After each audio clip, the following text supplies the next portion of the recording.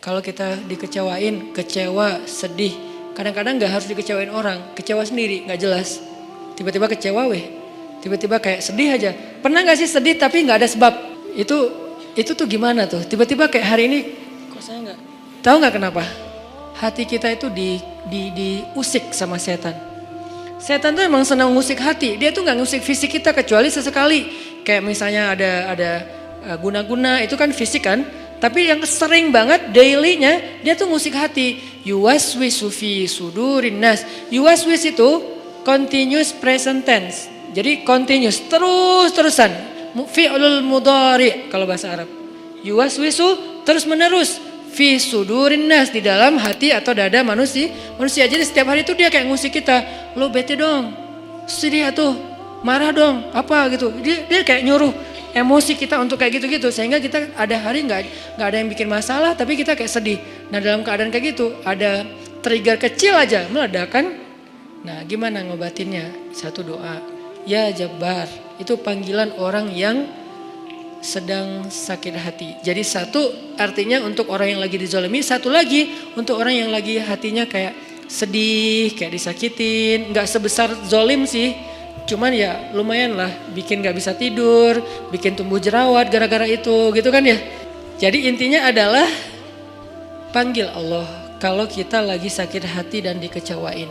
Ya Allah, ya Jabbar. Salah satu doa minta disembuhkan kecewa dan sakit hati di dalam sholat adalah Rabbighfirli warhamni wajburni. Kalimat wajburni selama ini kita baca enggak? Apa arti wajiburni? Bukan paksa aku dong Allah, enggak. Padahal arti Jabbar juga yang memaksa kepada kehendaknya. Tapi kalimat wajiburni, makna Jabbar di sini makna yang ketiga di antara tiga makna Jabbar, yaitu yang mengobati sakit hati. Jadi ketika kita berdoa, Rabbighfirli warhamni wajburni warfa'ni warzukni wahdini wa'afini. Banyak banget ya. Luar biasa kita ya.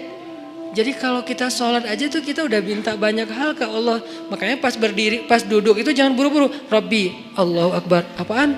Malaikat juga bingung. Rabbi apa? Kamu dengar gak dia doa apa? Enggak. Jadi kita kayak gak jelas gitu minta ke Allah. Rabbi udah gitu sujud. Karena terlalu buru-buru, gak ada tumakninah, gak ada tenang, gak ada berhenti sebentar. Makanya Rabbi firli warhamni wajiburni. Wajiburni itu artinya kalau kita terjemahin, sembuhkanlah sakit hati saya. Atau bahasa lain juga bisa diterjemahin, hiburlah aku ya Allah, aku lagi sedih nih. Kalau kita ke teman gitu ya, hibur aku dong, gue lagi sedih nih. Ya udah yuk kita main, ya udah yuk kita jalan, ya udah kita nonton, ya udah kita ngopi, ya udah kita makan, ya udah apalah terserah.